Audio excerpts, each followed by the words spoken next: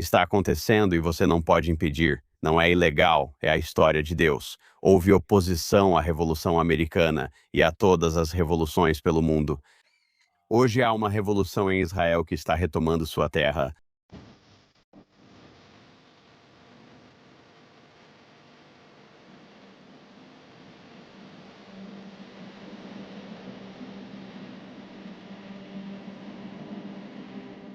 Bem-vindo a uma ocasião especial da Judéia na JNS TV. Tiramos o programa do estúdio e estamos na fazenda Ein Shemesh, perto de Jerusalém e Maale Adumim. Meu convidado muito especial no programa desta semana é Nate Waller. Ele é o diretor de impacto do Israel Guys Reyovel.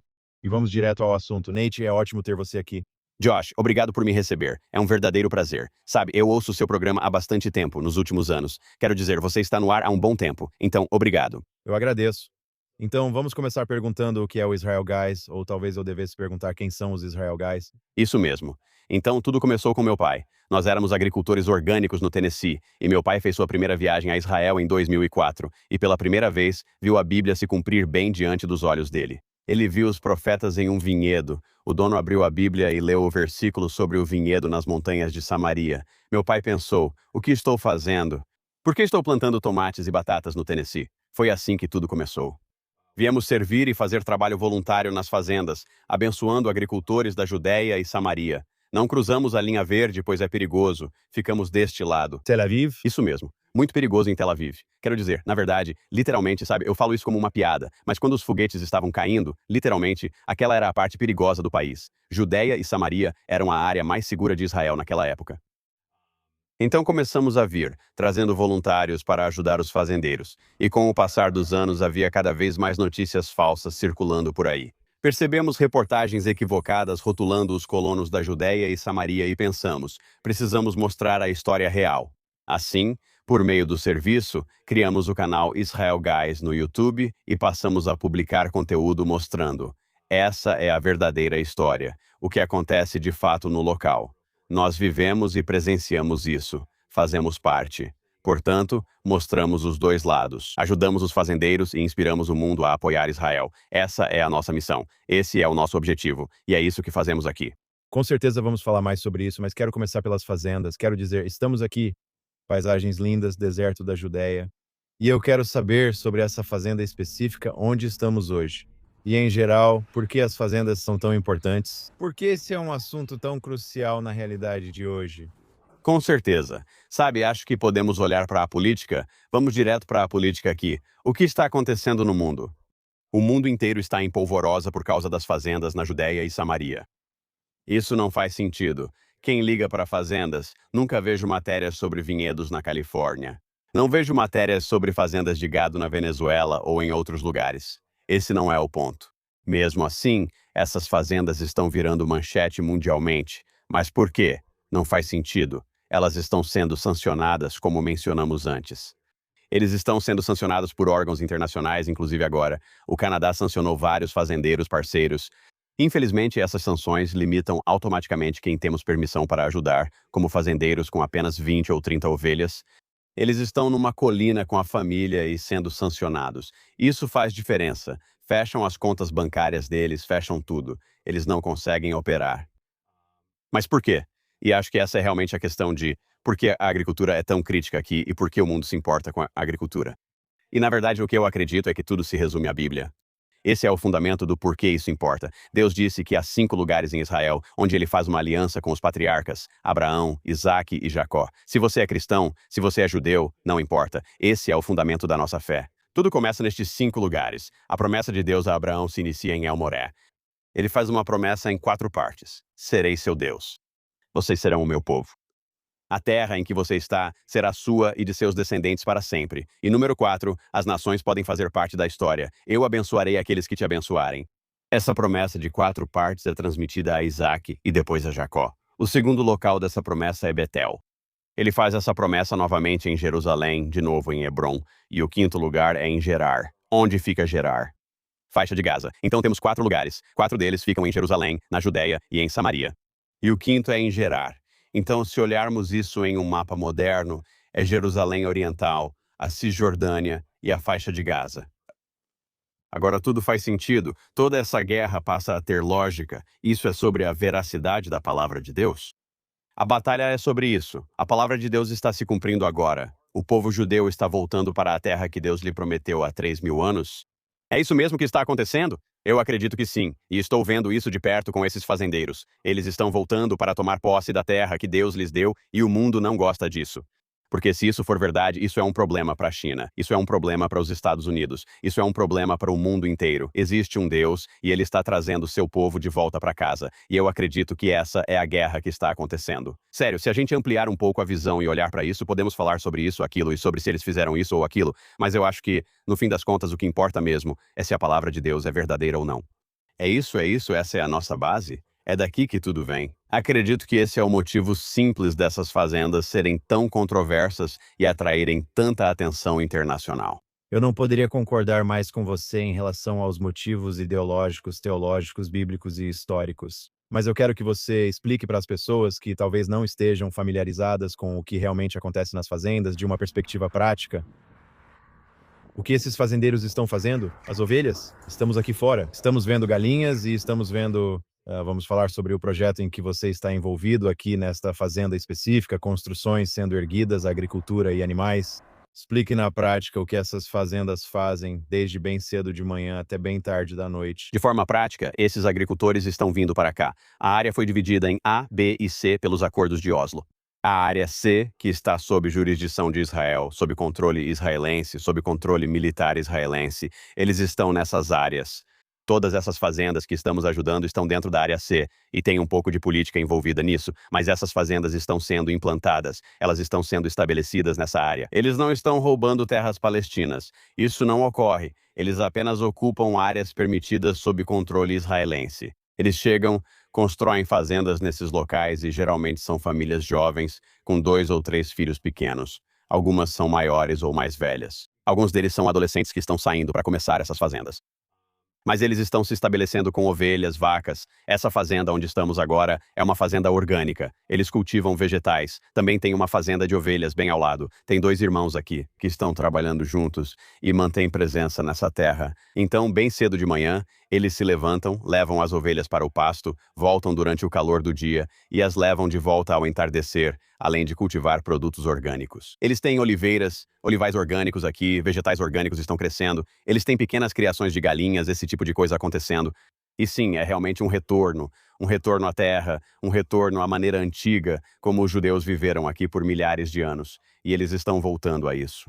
E estamos vendo isso em toda a Judéia e Samaria, e especialmente nesta fazenda. Quero te perguntar sobre as ovelhas, porque sei da importância de pastorear ovelhas, levar as ovelhas para o pasto. Porque quando os judeus estão na terra, então a construção árabe ilegal, a ocupação ilegal árabe, a confiscação ilegal de terras não pode acontecer. Isso mesmo. Quando há presença nos campos, antes de tudo. E em segundo lugar, se você está falando sobre essas pequenas fazendas, eu sei que os fazendeiros, pastores, quando estão nos campos com seus rebanhos, eles são, na verdade, os olhos e ouvidos de toda a região. E conseguem avisar as forças de segurança em caso de ataque terrorista iminente? Fale sobre sua experiência. Isso é preciso? Isso é totalmente preciso. Na verdade, com esta fazenda, o terrorismo despencou. Antes de 7 de outubro, eram 50 fazendas na Judéia e Samaria. Hoje existem mais de 220 fazendas na Judéia e Samaria, um grande aumento no número de fazendas na região. Ariel Sharon disse: "Sei que você pode gostar ou não, tanto faz." Ariel Sharon afirmou que Israel protegerá áreas com fazendas e comunidades. Acho que vemos isso até com 7 de outubro, pois a retirada de Gaza ocorreu porque não havia comunidades ou fazendas dentro da faixa, tirando o exército de lá. Aqui acontece o mesmo. Onde há fazendas, o exército protege essas áreas. Antes houve uma tomada jihadista. Ao redor desta fazenda aqui onde estamos, há favelas. Essas favelas árabes, literalmente favelas. Quero dizer, não sei como as pessoas vivem nelas. É lixo, é sucata. Famílias vivem em barracos de lata. E é insano, esses jihadistas árabes que estão aqui para tomar a terra. Eles se mudam das aldeias árabes ao redor e vêm para essas favelas para tentar reivindicar a terra. Legalmente, a Suprema Corte de Israel decidiu contra eles, dizendo que isso é ilegal e que precisam ser removidos. Mas os países europeus ao redor do mundo estão basicamente mantendo eles aqui. Eles estão ameaçando Israel com sanções, qualquer coisa contra Israel, para impedir que destruam essas comunidades. Então, com essas fazendas aqui no local, eles estão realmente fazendo a diferença, porque estão mantendo aquela terra. E na cultura do Oriente Médio, acho que muitos ocidentais não entendem isso, porque nossos países são bastante civilizados e são países de primeiro mundo, e Israel é um país de primeiro mundo. Mas as vilas árabes, se você entrar nelas, sente como se tivesse ido para um país de terceiro mundo. Toda vez que eu entro em uma vila árabe, eu penso, cara, onde eu estou? O que está acontecendo aqui? Mas o que eles entendem, porém, é que quem usa a terra é quem a possui. Quem está cultivando é quem está lá. E, portanto, ter essas fazendas, ter olhos e ouvidos no campo, monitorando a área, reduziu muito o terrorismo. O terrorismo caiu em Judéia e Samaria, não lembro de ter sido tão baixo antes. Esses fazendeiros estão mudando a situação. Agora, uma história rápida. Eu estava lá, ajudando a instalar uma fazenda na zona de amortecimento. Jordânia e Israel. Estávamos literalmente colocando uma cerca ao longo do Rio Jordão. Esse homem possui 14 quilômetros de terra ao longo do Rio Jordão para a criação de gado. Esses fazendeiros são colocados lá, como você disse, para monitorar a região. Bem, ele me mostrou que ao longo desse trecho de 14 quilômetros há 27 lugares onde tratores de esteira jordanianos empurraram terra para dentro do Rio Jordão. Ele procura os militares e pergunta: o que está acontecendo? 27 lugares em 14 quilômetros. A Jordânia tinha acabado de construir uma nova cerca do lado deles da fronteira. Ele pergunta: o que está acontecendo aqui? Por que há marcas de trator empurrando terra no Rio Jordão? Os militares responderam que foi um acidente. Ele disse: espera aí, isso não é um acidente. 27 vezes em 14 quilômetros parece que eles estão tentando fazer uma travessia por terra. Isso é mais do que parece, e é disso que tratam essas fazendas. Eles colocam caras No campo, que estão cultivando nessas áreas. Eles estão cultivando, mas também são olhos e ouvidos. E eles estão lá todos os dias e estão vendo as mudanças. Eles estão vendo, eles estão percebendo as mudanças. Eles estão percebendo as coisas que estão mudando.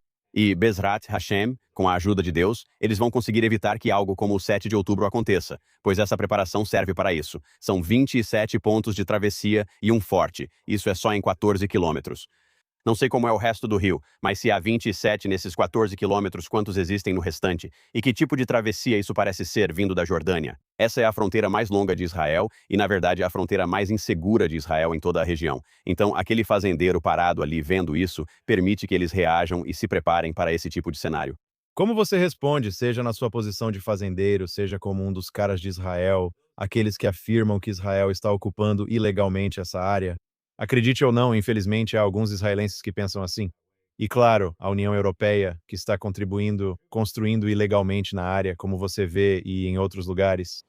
Como você responde aos que chamam isso de ocupação ilegal? Sim, sabe, eu acho interessante porque Tel Aviv também foi rotulada como um assentamento ilegal em 1909, quando foi fundada. Hoje, na maioria das vezes, as pessoas ririam dessa afirmação. Mas em 1909 essa era a situação, quando os britânicos, ou logo antes dos britânicos chegarem e assumirem o controle, que isso era um assentamento ilegal, o jornal britânico dizia que um assentamento ilegal, chamado Tel Aviv, havia sido fundado. Hoje, esse é o centro de, ou Jerusalém, Tel Aviv. Elas meio que competem pelo centro da vida judaica, você sabe, em Israel atualmente. Eu acredito que estamos vendo a mesma coisa. E eu acho que tudo se resume à fé, eu acredito na Bíblia e acredito na palavra de Deus. E é aqui que Deus diz que esta é a terra. Agora podemos falar sobre política. Podemos discutir se Israel tem ou não esse direito. Acredito que há um bom argumento de que Israel tem direito de estar aqui e que isso não seria uma ocupação ilegal. Mas eu acho que no fim das contas o que importa é que minha fé é esta é a Bíblia e Deus disse isso. Então, no final das contas, é isso. Desculpe, não tem, é isso. Esse é o ponto. E se eu entrar no campo político e a ONU aprovar uma lei dizendo que isso é ilegal? Isso é debatido, uma área cinzenta, pode ou não ser. Sabe, você pode ir para um lado, pode ir para o outro, sabe, seja a Resolução 242, sejam todas as diferentes legislações e leis que já foram aprovadas na ONU, é uma área cinzenta. Pode ir para um lado ou para o outro, mas no fim das contas eu acredito que tudo se resume à palavra de Deus que está se cumprindo. E eu acredito que é isso que estamos vendo em Judéia e Samaria. Estamos vendo isso em Israel agora. Desde 7 de outubro houve um avivamento e as pessoas estão voltando à fé, entendendo que esta é a palavra de Deus e nosso destino, nossa terra. E eu acredito que estamos vendo um povo que está retornando, uma conquista, um retorno à terra, para governar e reinar sobre a terra de Israel. E na verdade, acho que estamos vendo isso até do outro lado também. Os árabes estão reconhecendo isso. Os árabes estão indo embora, e em grande quantidade. Os árabes estão indo embora, e eles estão dizendo: ok, nós nos rendemos, nós entregamos isso. O que está acontecendo no Monte do Templo? Os árabes não sobem lá com tanta frequência. Vi um relatório recentemente. O mesmo ocorre em toda a Judéia e Samaria. Israel e os vizinhos árabes estão mudando de mentalidade. Há muitas dessas favelas e desses lugares onde eles estavam tentando entrar e tomar conta, mas simplesmente arrumaram as coisas, foram embora e não estão mais lá. Então acho que estamos vendo isso acontecer. Estamos vendo isso dos dois lados desse espectro. Então minha resposta para eles é: está acontecendo. Você não pode fazer nada. Isso não é ilegal. Essa é a história de Deus, e ela está acontecendo. Havia pessoas contra a Revolução Americana. Sempre houve pessoas contrárias às revoluções no mundo. Hoje ocorre uma revolução em Israel, com o país retomando sua terra natal e uma nova geração surgindo. Acredito que esta é a revolução de Israel em curso. Inacreditável. Bem, mas deixe-me te perguntar, sabe? Mesmo com todo esse otimismo, se você seguir pela estrada de onde estamos agora, ainda há favelas ilegais que, claro, são apoiadas e financiadas pela União Europeia. O que Israel pode fazer além da fé? O que mais Israel pode fazer para, na prática, impedir, e eu sei que os números diminuíram, impedir a construção ilegal, construções com o objetivo explícito deles? Vários países adotaram isso para criar o chamado Estado palestino, que é o objetivo final deles. Por isso, eles ocupam áreas estratégicas entre aqui e o Mar Morto, além de outros locais como as colinas ao sul de Hebron, o Shomron e Samaria. O que Israel deveria fazer na prática para evitar esse tipo de ação? Com certeza. E eu acho que o que vimos desde 7 de outubro realmente fez isso. Quero dizer, eu vi uma mudança enorme na política israelense desde 7 de outubro deles, realmente, politicamente. Quero dizer, todas essas fazendas antes de 7 de outubro, nenhuma dessas fazendas teria sido autorizada a entrar nessas áreas. Isso não estava acontecendo. Houve uma mudança, mesmo que fosse completamente legal. Estabelecer fazendas não é ilegal, segundo os acordos de Oslo. Eu os li. De acordo com os acordos de Oslo, diz que Israel tem o direito e as FDI têm o direito de poder se estabelecer na área C, mais ou menos. Essa é a redação. Israel tem o direito de decidir o que acontece na área C. Então todas essas áreas estão completamente estabelecidas de forma legal. E eu acho que essa é a linha de frente. E eu também acredito que, quando você tem uma nação forte, as pessoas vão se reunir em torno disso. As pessoas vão se unir a uma nação forte. Por que os acordos de Abraão? Porque eles foram assinados. Porque essas nações ao redor de Israel viram Israel como uma força. Eles veem Israel como um império que está crescendo. E eu acho que essa força, na verdade, faz com que as nações queiram fazer parte disso. Porque você quer fazer parte, sabe? É como agora, quantas pessoas querem se juntar aos Estados Unidos? Tipo, quantas pessoas querem, sabe, ter algum tipo de aliança com os Estados Unidos?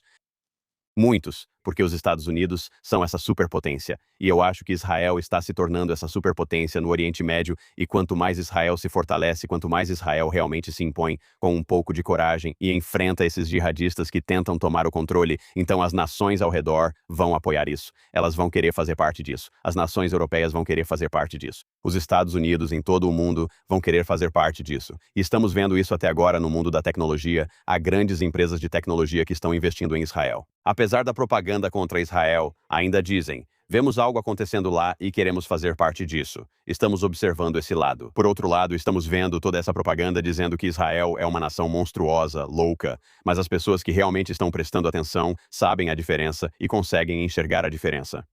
E eu acho que é para aí que estamos indo. E eu acho que Israel precisa criar coragem. Vai ser interessante ver o que vai acontecer nas próximas eleições aqui em Israel, para ver como isso vai influenciar. Mas eu acho que, no fim das contas, é assim que você combate isso, enfrentando e dizendo: não, é assim que somos, e esta é a nossa nação. Sabe, a América não se tornou a América se rendendo aos franceses, aos índios, aos ingleses ou a quem quer que estivesse lá. Eles não fizeram isso como se tornaram uma superpotência. Eles disseram: não, este é o nosso país, é assim que somos, e eles lutaram por isso. E eu acho que é isso que Israel tem que fazer. Israel tem que lutar pelo que é. Eles têm que lutar pela identidade deles. Eles têm que lutar pelo lugar deles no mundo. Acredito que isso os tornará a superpotência do Oriente Médio. Com certeza. Eu quero mudar de assunto aqui. Fiquei muito impressionado com o trabalho que você tem feito hoje aqui nesta fazenda, com o que vimos da obra em andamento. Quero comentar sobre seus projetos e algumas das coisas que estão acontecendo hoje na Judéia e Samaria. Você mora em Har Braca, mas está sempre de um lado para outro, participando de vários projetos importantes pela Judéia e Samaria. Comente sobre algumas iniciativas em que está envolvido atualmente. Sim, com certeza. Nós temos um grupo Zion Ops que está aqui, um programa intenso. Jovens de 18 a 30 anos vêm por um mês e realizamos projetos intensivos trabalhando do amanhecer ao anoitecer. Estamos indo para o campo, dormindo no chão nas fazendas, e fazemos o que for necessário. Sabe, numa fazenda pode ser instalar cercas. Estamos instalando muitas cercas agora. Acho que muitos desses fazendeiros têm gado. Estamos fazendo cercas para o gado. Estamos construindo uma casa de fardos de palha para abrigar alguns trabalhadores que vêm ajudar na fazenda. Depende da fazenda e do projeto. Plantamos vinhedos e temos feito muito isso, mas é um trabalho duro, como você disse antes. Faz 32 graus lá fora e a equipe monta a estrutura de fardos de palha para a casa. Estamos fazendo cercas. A maioria dos buracos precisa ser perfurada porque o solo é quase rocha. Chegamos, perfuramos e colocamos os postes nessas áreas. São pessoas de todo o mundo que acreditam na palavra de Deus, têm fé e querem participar dessa história, pois vêm e desejam se conectar com o que acontece aqui. Estamos em uma fazenda nova. Entramos em umas 2 por semana, fazemos um projeto e seguimos para a próxima. Essa é a história. Nós trazemos cerca de 9 grupos por ano. Temos viagens diferentes. Essa aqui é uma viagem bem hardcore. Esses caras são realmente, quero dizer, esses caras são muito resistentes. Eles são uma equipe incrível. Outras viagens são diferentes, pois nem todos têm o mesmo perfil. Alguns querem se conectar, mas não o tempo todo. Então, nós realmente temos outras viagens em que as pessoas vêm e se conectam também. E eu acredito que isso, na verdade, responde à sua pergunta de agora há pouco. Acredito que esse é o segundo ponto para nós das nações sobre mudar a narrativa. As pessoas precisam vir, pisar no chão, ver e participar. E existe algo que conecta quando você está de pé no local, quando você vê com seus próprios olhos e quando faz parte disso. E esse é um dos nossos objetivos, trazer, e nós trazemos de 300 a 500 voluntários todos os anos para virem e se conectarem com o que está acontecendo aqui no local. Nossa missão é conectar. Temos excursões e uma espécie de mistura. Voluntariado e excursão acontecem juntos, conectando-se aos locais. Judéia e Samaria é onde 85% da Bíblia foi escrito ou onde os acontecimentos bíblicos ocorreram. Assim, nos conectamos com esses lugares, que sempre têm uma história. Estamos aqui. Aqui é onde o rei Davi fugiu de Absalão, nas mesmas montanhas onde trabalhamos agora. Sempre há ligação com a história da Bíblia e o projeto não só pela história, mas também pelos profetas, que falam do retorno do povo judeu. E essa é realmente a minha paixão. Conectar as pessoas com os profetas e com o que está acontecendo hoje. Muitas pessoas pegaram a fé e a transformaram em algo nas nuvens, sem conexão com a realidade, mas eu acredito que é real, que está acontecendo hoje. Diz que o povo judeu retornará à terra, que será plantado em sua terra, que nunca mais será arrancado de sua terra. Isso está em Amós. Fala sobre vinhedos voltando para as montanhas. Fala sobre o gado voltando para as montanhas. Por isso, minha paixão é conectar pessoas à realidade no terreno, fortalecendo sua fé para que digam: uau, a Bíblia é real. Não é só algo em que eu acredito porque, sabe, me faz sentir bem. Não, é realmente real. É uma conexão tangível em que você conecta a Bíblia com o que está acontecendo fisicamente hoje. Quero insistir nesse ponto. Você tem aqueles da chamada direita woke, a falsa direita, os Tucker Carlsons e outros, que estão realmente tentando criar uma divisão entre cristãos e judeus aqui neste país. E eu quero falar sobre as realidades e os relacionamentos entre cristãos e judeus. Você sabe, esses vão afirmar que os Tuckers e outros, os Carlsons, vão dizer que os cristãos neste país são uma minoria perseguida. Então, qual é a realidade? Como é o relacionamento hoje em dia entre judeus e cristãos aqui em Israel? Sabe, eu acho que houve uma mudança enorme nos últimos 30 anos. 30 anos atrás havia protestantes, cristãos, batistas e metodistas. Não sei quanto você conhece do cristianismo, mas existem diferentes denominações. Batistas e metodistas não se comunicavam. Provavelmente há 20 anos, cristãos, protestantes e metodistas não se falavam. Existia essa divisão. Agora, com a era das redes sociais e tudo isso, houve uma grande diluição dessas divisões. Não existem mais denominações. Tudo não existe realmente na maioria das vezes. Se você é cristão, bem, na maioria das vezes, cristãos ao redor do mundo. E eu acho que isso está muito enraizado. A maioria dos cristãos nem sabe no que acredita. E é isso, a falta de leitura da Bíblia, a falta de conexão com a palavra de Deus. Então, se você é cristão, tanto faz. A maioria das pessoas não tem noção de que até mesmo os cristãos árabes que Tucker está entrevistando em Belém, eles participaram do massacre de 1948 dos assentamentos judeus de Gush Etzion, na luta pela fundação do Estado de Israel. Eles foram massacrados. Foi em 7 de outubro de 1948 em Gush Etzion. Esses cristãos, com a mesma ideologia dos entrevistados, participaram daquele massacre. Mas mesmo assim, o mundo está ouvindo esses caras como se eles fossem algum tipo de autoridade sobre Israel e o que está acontecendo. Mesmo assim, eles têm a mesma ideologia do Hamas que vem de Gaza, e já houve muitos ataques terroristas cometidos por Teherã. O cara, ele era um cristão da Samaria que veio, eles sabem, então esses caras têm essa ideologia. É o mesmo tipo de ideologia dos muçulmanos, mas frequentemente associamos isso a eles. No entanto, ao longo da história, esse tipo de cristianismo também matou judeus. Quero dizer, essa é apenas uma realidade que aconteceu. Quero dizer, os cruzados, a Inquisição, você sabe, você pode listar qualquer época da história que quiser, mas isso aconteceu. E essas pessoas estão seguindo essa mesma linha. O que está acontecendo hoje? Acredito que há uma separação entre os dois. E isso não tem a ver com católico ou protestante. Essas linhas já não são mais relevantes. O relevante são os que creem que a palavra de Deus é verdadeira, física e tangível, e os que creem que tudo é espiritual. Essa é a divisão entre eles. Alguns tentam argumentar que Israel acabou, foi descartado, e agora eles seriam o povo escolhido. Ideia da teologia da substituição. Eu diria que não. Por isso sou tão apaixonado por conectar pessoas às profecias físicas, pois mostram que a palavra de Deus continua verdadeira e se cumprindo hoje, algo que posso ver, tocar, sentir e fazer parte.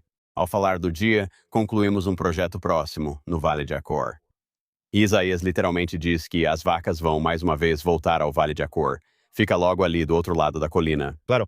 Tipo, eu estou lá parado olhando para as vacas no Vale de Acor e estou construindo uma cerca e penso, é óbvio que a palavra de Deus é verdadeira. É algo físico. Há um elemento espiritual, mas está acontecendo fisicamente no terreno. Acho que essa é a divisão que estamos vendo. Essa guerra agora é sobre se a Bíblia é verdadeira ou não. Voltando àquela questão fundamental. É algo físico? É uma realidade? É verdade?